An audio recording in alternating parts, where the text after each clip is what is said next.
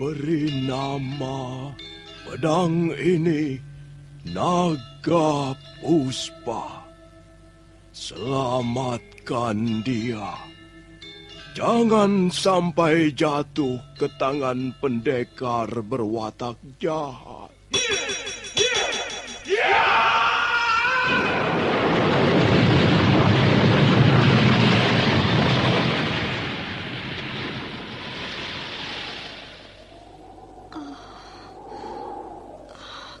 Kakang Kamandanu, kau masih juga tidak percaya bahwa aku mencintaimu. Meisin, maafkan aku, Meisin. Meisin, Meisin.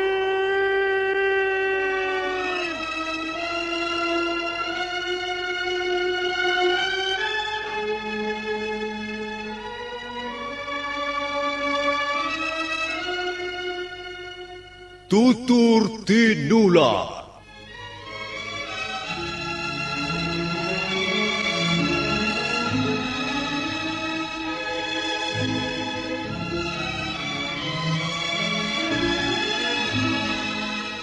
Sebuah sandiwara radio serial, produksi Sanggar Cerita dan Teater Sanggar Prativi.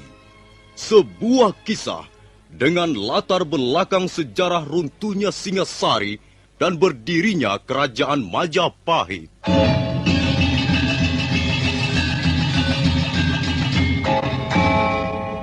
Sandiwara ini didukung oleh pemain-pemain radio yang sudah ternama. Ferry Fadli, Ivone Rose, dan Eli Ermawati.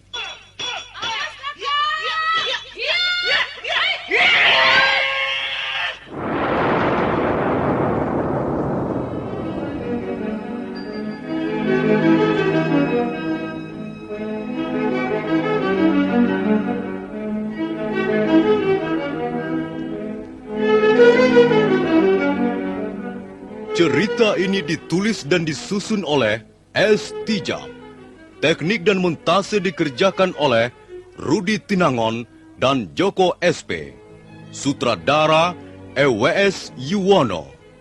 Kali ini mengetengahkan episode pertama dengan judul Pelangi di Atas Kurawa.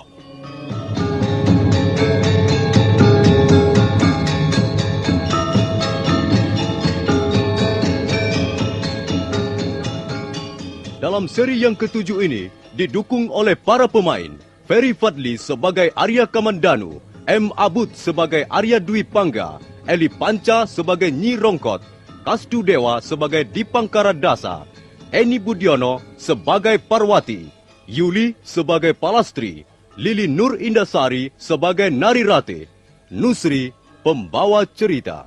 Selamat menikmati. Luka-luka Arya Kamandanu sudah agak sembuh karena perawatan Nyi Rongkot yang tekun dan cermat. Wanita tua yang sabar itu telah mengobatinya dengan ramuan daunan yang ditumbuk halus, lalu diborehkan ke atas luka. Pagi itu, Arya Kamandanu sudah bangun dan nampak lebih segar. Baru saja dia menyelesaikan sarapan bubur santan ketika Arya Dwi Pangga mengajaknya bicara tentang Narirati. Adik Kamandanu, kelihatannya gadis Manguntur itu amat berkesan di hatimu. Bagaimana Kakang tahu? Tentu saja aku tahu. Bi Rongkot juga mendengar ketika kau mengigau, memanggil-manggil nama gadis itu. Sudahlah Kakang Dwi Pangga. Jangan mengajakku bicara soal itu. Kau mencintainya bukan? Kau sangat mencintainya kan? Kakang Dwi Pangga, aku tak mau bicara soal itu. Adik Kamandanu, aku adalah Arya Dwi Pangga, putra Empu Hanggareksa kakakmu sendiri. Aku bermaksud baik. Mengapa kau tidak bersikap terbuka padaku? Ini adalah persoalan pribadiku, Kakang. Untuk apa Kakang masuk ke dalamnya? Jadi kau tidak percaya pada saudara tuamu sendiri? Aku bisa menyelesaikan persoalanku sendiri. Baiklah, aku tidak akan memaksa.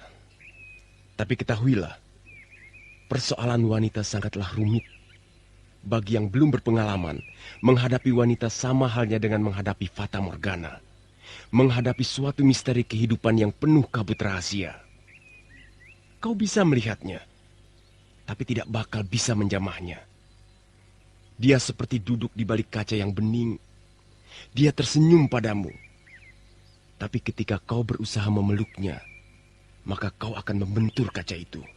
Aku memang tidak mempunyai pengalaman soal wanita, Kakang. Nah, untuk memecahkan persoalanmu itu, kau membutuhkan seseorang yang mengerti tentang wanita.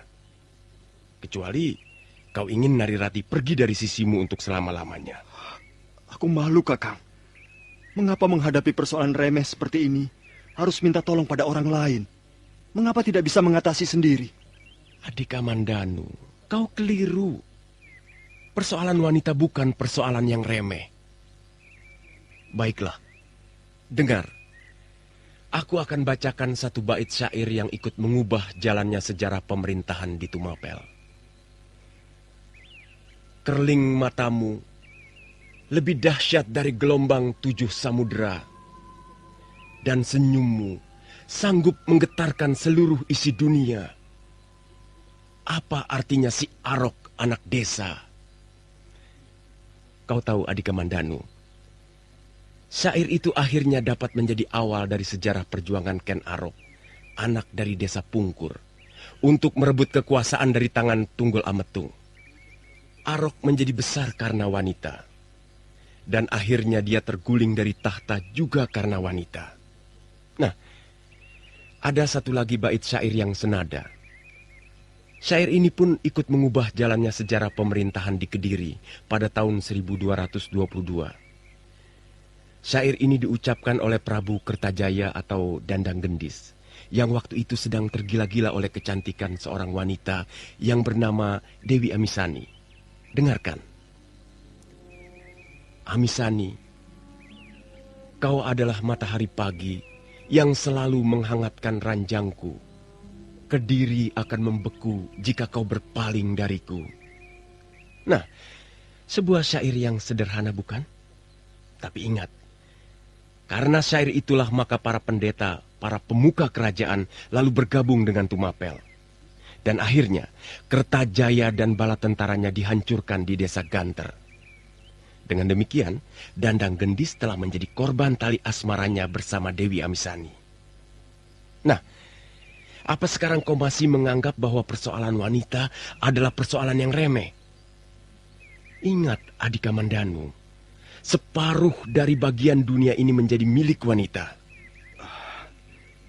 Baiklah, Kakang Dwi Pangga. Aku percaya padamu. Aku akan menceritakan persoalan yang kuhadapi dengan Narirati.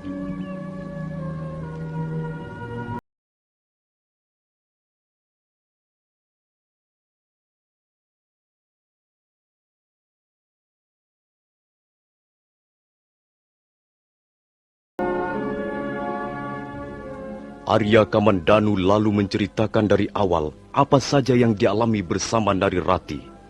Sementara Arya Dwi Pangga mendengarkan dengan seksama. Dan setelah Arya Kamandanu selesai bercerita,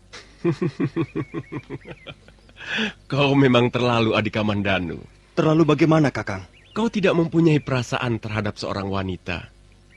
Kasihan sekali gadis yang bernama Narirati itu. Dia harus menderita karena kekasihnya kurang tanggap terhadap isyarat-isyarat yang sudah berulang kali diberikannya. Jadi menurut pendapat Kakang, dia juga mencintaiku? Hari-hari kemarin jelas, tapi entah sekarang ini. Hati seorang gadis, kalau sudah dikecewakan, bisa menutup rapat sekali. Aku hanya ingin mendapat kepastian. Aku tak bisa tenang sebelum kepastian itu datang, Kakang. Ada satu cara yang barangkali akan bisa menjernihkan kembali hubungan kalian. Cara apa, Kakang? Minta maaf padanya. Aku sudah melakukannya, tapi dia tidak mau mendengar. Dia bahkan terus berlari meninggalkan aku. Minta maaf tidak cukup sekali, Adik Kamandanu. Harus kau coba lagi. Berapa kali aku harus mencobanya? Ya, sampai dia memberimu maaf tentu saja. Aku tak sanggup melakukannya. Aku belum tahu apa kesalahanku. Bagaimana aku harus minta maaf sampai berkali-kali? Dengar, Adik Kamandanu. Ini hanya untuk mengambil hatinya. Tapi aku tidak bisa melakukan hal-hal yang bertentangan dengan hati nuraniku. Kau mencintainya atau tidak? Aku mencintainya.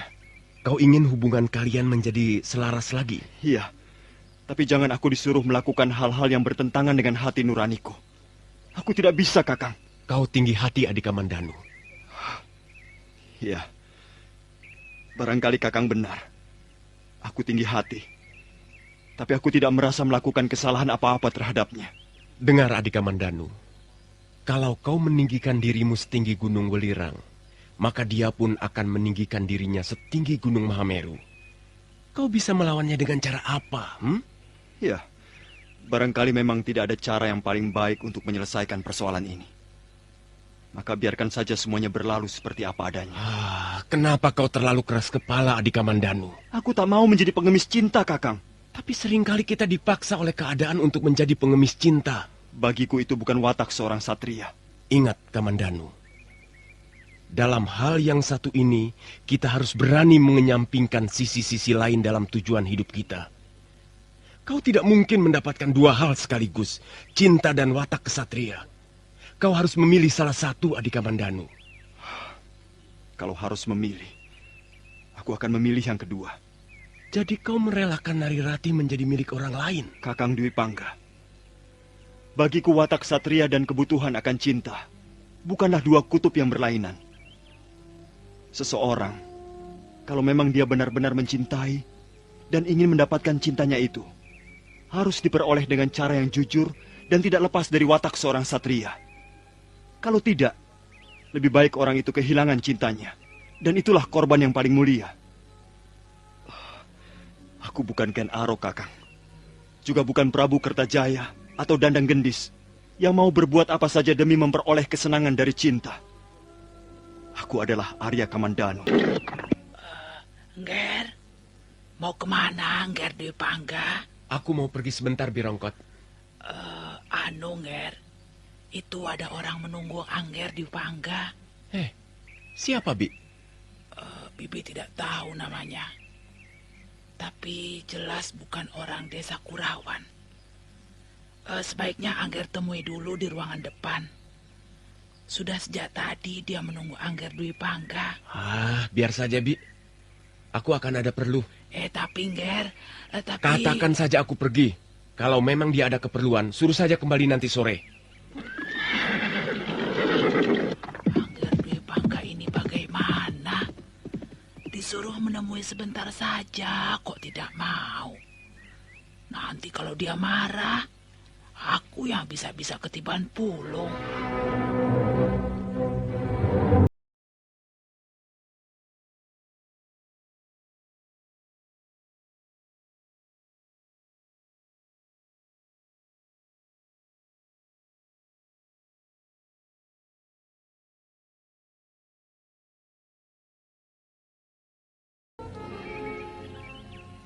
Kemana perginya?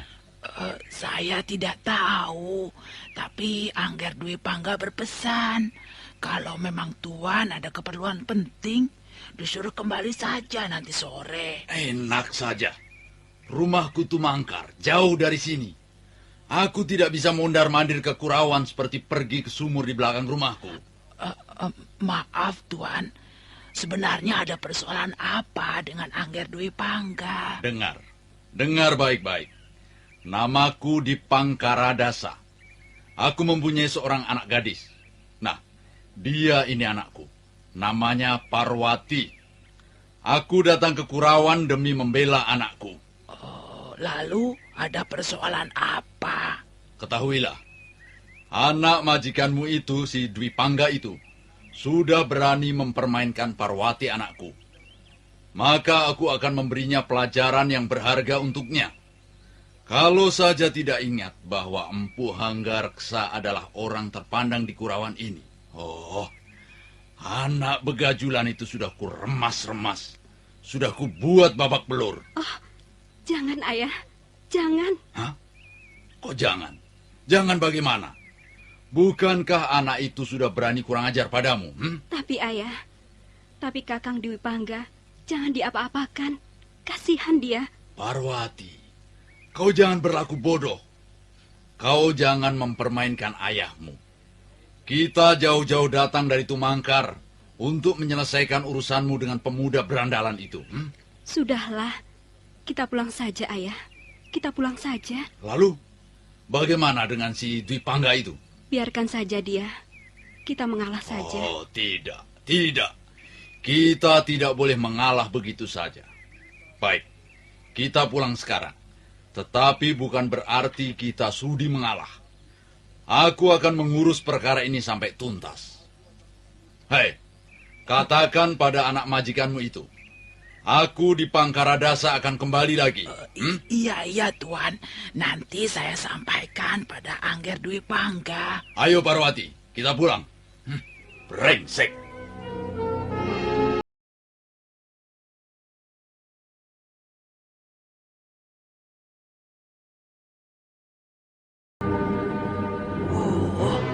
Lagi-lagi urusan perempuan. Angger Dwi Pangga memang keterlaluan. Dulu ada janda kembang dari Mameling. Datang ngamuk-ngamuk minta dikawin. Lalu ada gadis mencoba bunuh diri di Jurang Kurawan. Juga gara-gara Angger Dwi Pangga terlalu mengobrol kata-kata berisi cumbu rayu. Sekarang ada lagi. Angger Dwi Pangga itu kok senang-senangnya bercanda dengan wanita. Apa dia tidak tahu bahwa bermain api dengan wanita bisa hangus terbakar hati? Kubuka daun jendela dan terbentang malam yang indah, dihiasi Chandra Kartika. Di bulan Waisa ini, 10 kali aku melewati pintu rumahmu yang masih rapat terkunci dari dalam. Kapan kau buka, wahai Sang Dewi Puspa? Indah sekali bunyi syair ini, Ratih. Ya, aku juga tidak menduga bahwa Kakang Kamandanu bisa menulis syair seindah ini. Dan kau sudah membalasnya? Belum. Kau harus segera membalas atau menanggapinya, Ratih. Terlihat jelas bahwa dia sangat menyesal dan ingin kembali menyambung tali asmara denganmu. Palastri, aku masih sakit hati. Kau tak ingin burung gagak itu berpaling pada daging lain yang empuk dan lezat? Jangan tinggi hati, Ratih. Ada pepatah mengatakan bahwa wanita itu berdiri di antara 2 bibir sumur. Kalau dia bertahan tak mau tundukkan wajah, dia tak bakal melihat air. Tapi kalau dia terus-menerus tundukkan wajah, dia bisa terjerumus ke dalam sumur itu. Nah, jadilah wanita yang bijak. Jangan tinggi hati, tapi juga jangan terlalu merendah di depan laki-laki.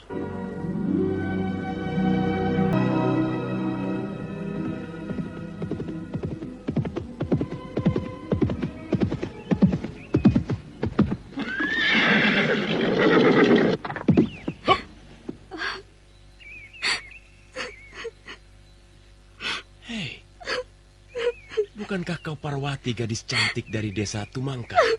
Apa berdulimu, Kakang Dewi Pangga? Ada apa, Parwati? Kau menangis di tepi jalan begini tentu ada sebabnya. Aku sedang memikirkan mencari tempat untuk menghilangkan nyawaku sendiri, Kakang. Hei, kenapa jadi begitu, Parwati? Mengapa jalan pikiranmu menjadi cupat seperti katak dalam tempurung? Kau adalah gadis cantik. Masa depanmu yang cerah dan bahagia menunggu di seberang sana. Mengapa harus berputus asa? Sekarang ganti aku yang bertanya. Mengapa Kakang tak pernah lagi datang ke Tumangkar untuk menemui aku? Apakah Kakang sudah bosan pada diri Parwati ini? Apa sudah ada gantinya yang lebih rupawan? Apakah Parwati sudah tak cukup berharga untuk mendengarkan bisik-bisik cinta asmaramu? Tunggu. Ini banyak sekali pertanyaan yang harus kujawab. Tapi baiklah, aku akan berusaha memberikan jawaban yang memuaskan. Dengarkan. Sekuntum cempaka sedang mekar di Taman Sari Desa Tumangkar. Kelopaknya indah tersenyum segar. Kan kupetik cempaka itu untuk kubawa tidur malam nanti. Dusta! Kau dusta! Parwati. Siapa yang kau maksudkan dengan cempaka itu? Kaulah cempaka itu. Aku tidak percaya. bagaimana aku harus membuatmu percaya, Parwati? Kau tidak sudi memberi kesempatan padaku untuk memetik kembang cempaka itu. Apakah Kakang Dewi Pangga benar-benar ingin memetik cempaka itu? Dengar, Parwati. Aku tidak akan membiarkan cempaka itu mekar dengan sia-sia dan akhirnya gugur ke bumi. Biarkan saja dia gugur ke bumi. Apa pedulimu? Aku bukanlah manusia yang kejam seperti itu, Parwati. Aku bisa menghargai keindahan. Hanya mereka yang berhati batu akan sampai hati berbuat seperti itu. Kau tidak perlu ragu-ragu, Parwati. Kalau selama ini aku tidak pernah singgah di Tumangkar, itu hanya karena kesibukan yang tidak bisa kutinggalkan. Sayang sekali. Kakang Dewi Pangga sekarang tak mungkin memetik cempaka itu. Sudah terlambat. Hei, mengapa?